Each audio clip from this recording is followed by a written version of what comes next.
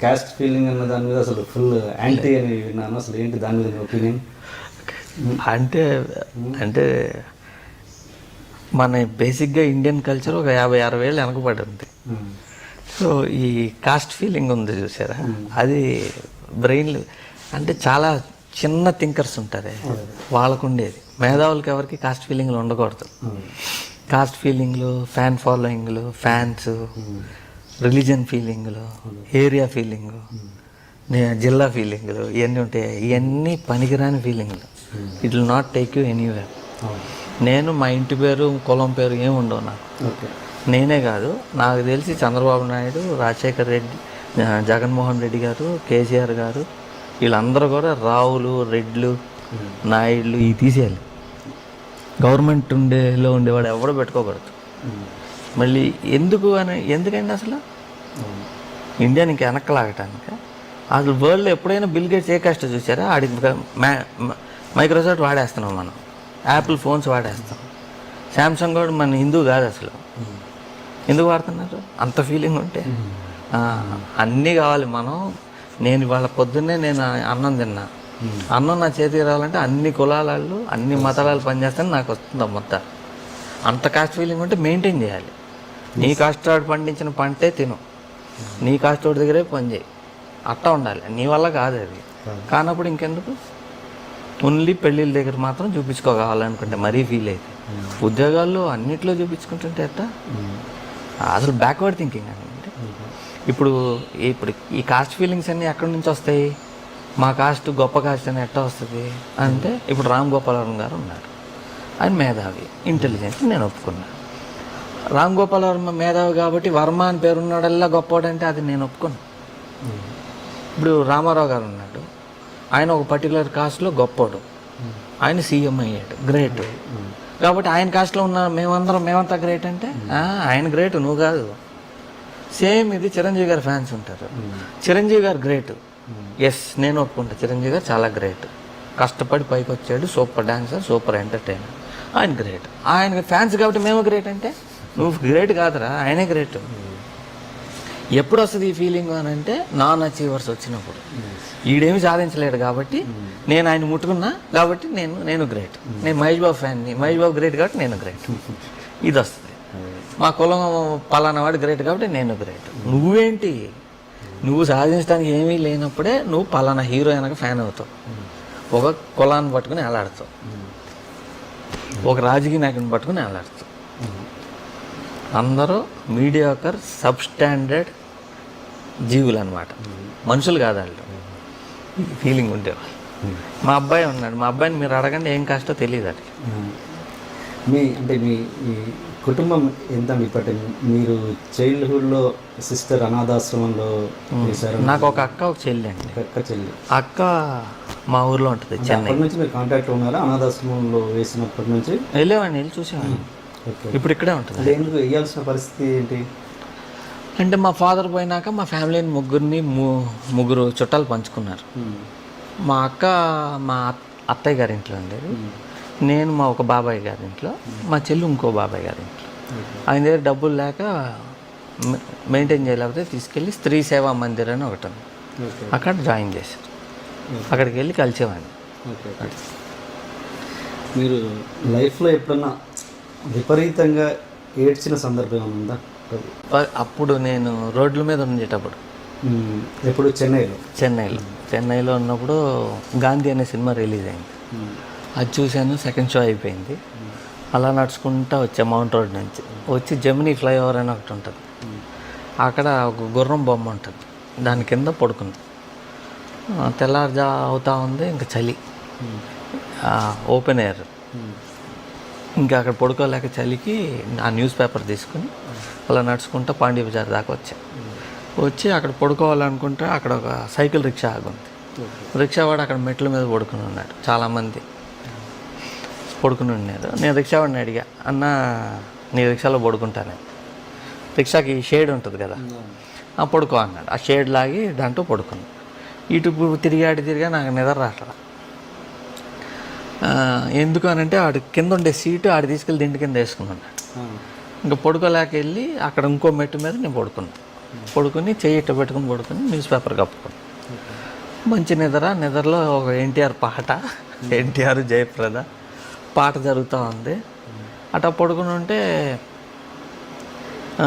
వెనకెవరో గట్టిగా పట్టుకున్నట్టు అనిపించింది. పాటలో పట్టుకున్నారులే అనుకున్నాను. పట్టుకున్నట్టు అనిపించి వెనక్కి తిరిగి చూస్తే ఎవడో నా మీద వెనక పడుకుని గట్టిగా పట్టుకుంటున్నాడు. అప్పుడే పడుకుంటున్నాడు. అప్పుడు తోసాను, పొదలు ఆగు ఆగు అంటున్నాడు. ఒక్క తోపు తోసాను, మెట్ల మీద దొల్లాడు, లేచి పరిగెత్తాడు, ఎమ్మట పడ్డాడు. ఇంకెంత దూరం పరిగెత్తాను నాకే తెలియదు. చాలా స్పీడ్గా చాలా దూరం పరిగెత్తి ఒక చోట ఆగి ఇంకా గట్టిగా ఏడ్చేసి, ఏంటిది, ఏం జరుగుతుంది, ఎందుకు ఇట్ట అయింది, ఏం అర్థం కాలేదు అసలు. ఎంత అప్పుడు మీ వయసు ఎంత ఉండొచ్చు? ఉంటుంది ఒక 13-14. ఇన్సిడెంట్ బాగా గుర్తుంది అంటే ఎందుకు ఇదే కదండి అన్ని గుర్తు. ఎందుకు అంత ఏడ్చారు అనడానికి ఏదో కనెక్షన్ ఉంటుంది కదా అంతే. అంటే ఎందుకు అట్లా జరిగిందో ఏమీ తెలియలే, నాకెవరూ లేరు. అప్పటికే సిస్టర్ వీళ్ళందరినీ వేరే వేరే ఇళ్ళల్లో ఉండేవారు. నాకెవరు లేరు, ఒక్కడినే. ఏంటిది, వాడు నన్ను పట్టుకుని ఉంటే ఏమయ్యేది, ఏంది అసలు ఏం జరుగుతుంది నాకు అర్థం కాక ఒకటే ఏడుపు వచ్చేసింది. సెకండ్ టైం ఏడ్చింది మా బాబు పోయినాం. మీరు అంటే ఇంత కటువుగా ఉంటారు కదా ఇండస్ట్రీ పరంగా, అంటే బయట జనాలకు ఎవరికి తెలియదు మీలో ఇంత ఏమంటారు ఇంత ఎమోషనల్ పర్సన్ ఉన్నాడని చాలామందికి తెలియదు. అంటే మీరు ఎంత ఎమోషనల్, మిమ్మల్ని మీరు ఓకే సినిమా పక్కన పెట్టేద్దాం, కొంచెం ఎమోషనల్ మీలో ఉన్న ఎమోషనల్ పర్సన్ని ఒకసారి మాకు చెప్పండి. అంటే ఎంత సెన్సిటివ్ మీరు, ఇదే కాదు నాలో ఇది కూడా ఉందని చెప్పడానికి మీరు. సెన్సిటివ్ అంటే నేను డబ్బులు లెక్క చేయను. ఏమన్నా ప్రాబ్లంలో ఉన్నారు అని అంటే చేస్తా, సిన్సియర్ అనిపిస్తే చేస్తా. ఓకే. అంటే ఎలా చెప్పను అసలు, నా గురించి నేను గ్రేట్ అని చెప్పుకోవాలి. గ్రేట్ అని చెప్పక్కర్లేదు, మీలో ఉన్న సెన్సిటివ్ పర్సన్ చెప్పండి. అందరు చాలామంది తేజ అంటే కఠినం అంతే, ఇది తప్పించి ఎవరికి లోతుల్లోకి ఎవరికి తెలియదు. అంటే కఠినంగా ఉంటేనే కరెక్ట్ అండి, లేదంటే నేను జీవితంలో తిన్న ఎదురు దెబ్బల వల్ల మీరు అలా అట్లా కాదు. ఇప్పుడు యాజ్ ఇట్ ఈస్గా హార్డ్ అయిపోయింది నేను డైరెక్టర్ అయినాక. ఓకే. అయిపోయినాక డైరెక్టర్ అయినాక జయం వాటి తర్వాత బాగా హార్డ్ అయిపోయాయి, హార్డ్గా ఇస్తున్నా బయటికి. ఓకే. ఎందుకు అని అంటే చాలామంది యాక్టర్లు అయిపోదాం అనుకుంటారు, వచ్చి మామూలుగా ఉండదు, డే నైట్ టార్చర్ నాకు. సో ఈడు కొడతాడు, బాగా పబ్లిసిటీ చేయించా, కొడతాడు, తిడతాడు, వీడు చాలా హెడ్ వెయిట్, ఓకే, మంచోడు కాదు, నాకు అది వద్దు అసలు. ఇప్పటిదాకా కలిసిన వాళ్ళు చాలు, నాకు కొత్త వాళ్ళని కలవాలని లేదు నాకు లైఫ్లో. కలిసిన వాళ్ళు చాలు. కొత్త వాళ్ళు వచ్చి నాకు రాత్రి పగలు నిద్ర లేనియకుండా మా గోడలు దూకొచ్చేసి, ఓ మాకైతే ఓ నువ్వు సుధాకర్ రెడ్డి కొడుకు నితిన్కి అయితే ఇస్తావు, నాకు నచ్చినోడికి ఇస్తున్నా కదా. ఓ అంటే కొత్త వాళ్ళకి బ్యాక్గ్రౌండ్ లేని వాళ్ళకి ఎవరా ఆ ఊరిని అబద్ధాలా, ఇవన్నీ ఎందుకు, నేను ఎందుకు ఆన్సర్ ఇవ్వాలి? బ్యాక్గ్రౌండ్ లేని వాళ్ళకి ఇస్తారు, సపోర్ట్ చేస్తావు అనుకుంటే నువ్వేమో మళ్ళీ ఫిలిం ఫ్యామిలీస్ వాళ్ళకే ఇస్తున్నావు. నాకు నచ్చినోడికి ఇస్తా, నాకు కుదిరినోడికి ఇస్తా, నా ఇష్టం అది. సో నన్ను ఎక్కువ క్వశ్చనింగ్ చేయటం మొదలెట్టేటప్పటికి నాకు చిరాకు వచ్చి, సో మీకు మీరుగా మారారు, అట్లా చేసేస్తుంది వరల్డ్. ఉదయ్ కిరణ్ అంటే మీరు, ఆయన కూడా మీరు పెట్టిన మొక్క ఆయన. సో ఆయన చనిపోయినప్పుడు వెళ్ళారా మీరు? వెళ్ళారు. అంటే అలాంటి నటుల గురించి, అంటే అలాంటి సెన్సిటివ్గా ఉన్న నటుల గురించి అలా చిన్న మీ సందేశం ఏంటి? అంటే అట్లా సూసైడ్ చేసుకోవటం సెన్సిటివ్ కాదండి నా లెక్కలో. ఓకే. వాళ్ళు నిజంగా సెన్సిటివ్ అయితే బాగా ఆలోచించాలి కదా. Sensible or sensitive people will think. ఆలోచన లేని వాళ్ళు, మూర్ఖంగా ఉండేవాళ్ళే అలా చేస్తారు. అది ఇడియాటిక్ అసలు. సూసైడ్ చేశాడు, చేసుకున్నాడు, ఏం సాధించాడు? ఏమైనా సాధించాడా? ఏమీ లేదు. చూసిన వాళ్ళు, అక్కడికి వచ్చిన వాళ్ళందరూ కొంతమందిని తిట్టారు, కొంతమందిని పొగిడారు తప్ప వాట్ డిడ్ యు అచీవ్? ఒకటే, సూసైడ్ చేసుకోవటం వల్ల ఏమీ సాధించలేదు, ఎవరు సాధించలేదు. అంటే ఇలా ఎందుకు జరుగుతాయి అంటే ఒక పీక్ చూశాక డౌన్ఫాల్ అవ్వడమేగా, ఇంకా ఎంతకుమించి వేరే రీజన్ ఏమి ఉండదుగా? దానివల్ల కాదండి, అంతను డౌన్ఫాల్ అలవాటైపోయి ఉండాలి కదా, అది కాదు, ఇంకేదో జరిగింది.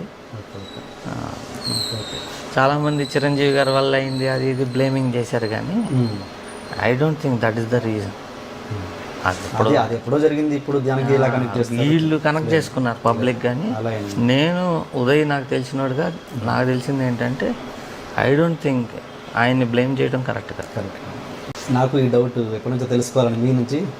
చిత్రం సినిమా అప్పుడు మీరు వాళ్ళిద్దరి మధ్యలో ఇంటిమసీ పెరగడానికి ఉదయ్ కిరణ్ని రీమా సేన్ని మరీ దగ్గరుండి రూమ్లోకి పంపించేసి తలుపు పెట్టారు.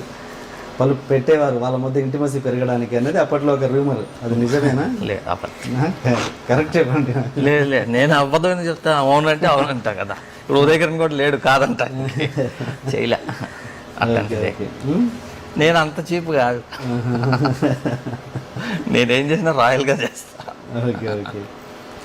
ఇది ఇంకొకటి, చిత్రం సినిమా తర్వాత మీకు ఉషా కిరణ్ మూవీస్లో మీ రమణ గారు, మీ ఫ్రెండ్ రమణ గారిని ఈ సినిమా ఇప్పించారు మీరు, శుభవేళ అనే సినిమా.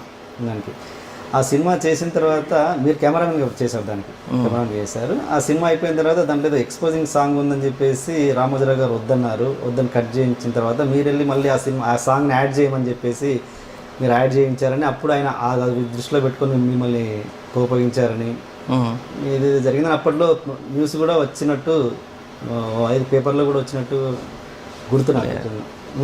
అది జరగలేదంటారా? ఆ టైంలో ఛాన్స్ లేదా? నేను చాలాసార్లు కలిసే కదా తర్వాత కూడా. మరి అంత గొప్ప సక్సెస్ ఇచ్చాక, అంత చిన్న బడ్జెట్లో అంత గొప్ప సక్సెస్ ఇచ్చడం అనేది మామూలు విషయం కాదు. ఇచ్చాక కూడా మళ్ళీ ఉషా కిరణ్లో మీకు సినిమా ఎందుకు లేదు? నేనే కాదండి, దాంతో నువ్వే కావాలి తీసిన విజయభాస్కర్ గారు జైలు. వాళ్ళది ఓకే, వాళ్ళది వేరు, మీది వేరు. మీదంటే మరీ చిన్న. ఆనందం అని తీశాడు సినిమా. ఇట్లా అవన్నీ పెద్ద సినిమాలు అయిపోయాయి, మీతో కంపేర్ చేసుకుంటే పెద్ద సినిమాలు అవి. లేదండి చిన్నయ్యే, తర్వాత చాలా తీశాడు. మరి 18 లక్షల మీరు పెట్టింది? 40 లక్షలు. 40 లక్షలు అన్నది చిన్న బడ్జెట్ అప్పుడు. అంతే తప్పించి మీ మధ్యలో ఏం జరగలేదు. సాంగ్ కట్ చేయడం అన్నది అసలు రూమర్ లేదు. సెన్సార్ ప్రాబ్లం అయితే వచ్చింది కానీ దానికి నాకు సంబంధం లేదు అసలు. ఏదో ఎక్స్పోజింగ్ సాంగ్ విషయంలో? ఎక్స్పోజింగ్ కాదు, ఏదో అయింది, నాకు అసలు కనెక్షన్ లేదు అసలు. Okay okay. అది నువ్వు డైరెక్టర్ ఒక అతను, ప్రొడ్యూసర్ వాళ్ళు, నేను ఎవరిని బయట ఉండి వెళ్ళి చేయడానికి. మీకేంటి రమణ మీద అంత పాజిటివ్ ఇది అంటే అతను సినిమా ఇప్పించారు? అతనని కాదండి, ఎవరికైనా నా వీలున్నంత వరకు హెల్ప్ చేస్తుంటా. అలా ఎంతమందికి ఇప్పించారు డైరెక్షన్? చాలా మంది. ఎందుకు చెప్పండి, పర్లేదు. ఇప్పించినప్పుడు తెలుసుకుంటామ్మా, మేము కూడా వాళ్ళకు గుర్తుంటే వాళ్ళకి. మీలో ఎక్కువ నచ్చే అంశం ఏంటంటే మీ ప్రతి సినిమాకి కూడా తెలుగు పేర్లే పెడుతున్నారు ఫస్ట్ నుంచి ఇప్పటివరకు. నాకు తెలిసి ఇంగ్లీష్ పేరు ఎక్కడ పెట్టలేదు మీరు కదా? పెట్టలేదు. అండ్ మీరు కొంతవరకు మీరు ఒక ఫాంట్ ఫాలో అయ్యారు ఫస్ట్ నుంచి. నువ్వు నేను చిత్రం అంతా ఒక ఫాంట్ మెయింటైన్ చేశారు. మధ్యలో అది బ్రేక్ అయిపోయింది, ఎందుకు? రీజన్ ఏంటి? సెంటిమెంట్స్ మీరు కూడా నమ్ముతున్నారా? నేను నమ్మనుగానే అందరూ చుట్టుండే వాళ్ళు తినేస్తుంటే సరే కానివ్వండి అని మారుస్తుంటా. అంతేనా? అంతే. ఈసారి అదే పెడతా నెక్స్ట్ సినిమాకి. Very good. For more videos, please subscribe to iDream. Hi, this is Sai Kripa, strength coach. For more videos, please subscribe to iDream. And more videos, please subscribe to iDream Media. Hi, I'm Sirisha Reddy, fashion designer. Please subscribe to iDream Media. For more videos, please subscribe iDream Media. Please do subscribe to iDream. Hello అందరికీ నమస్కారం, నేను మీ getup Srinu. Please subscribe to iDream Media. iDream అంటే నా కళల ఛానల్ను subscribe చేసుకున్న నోరు తిరుగుతలేదు, మీరైతే గంట గుర్తు కొట్టండి.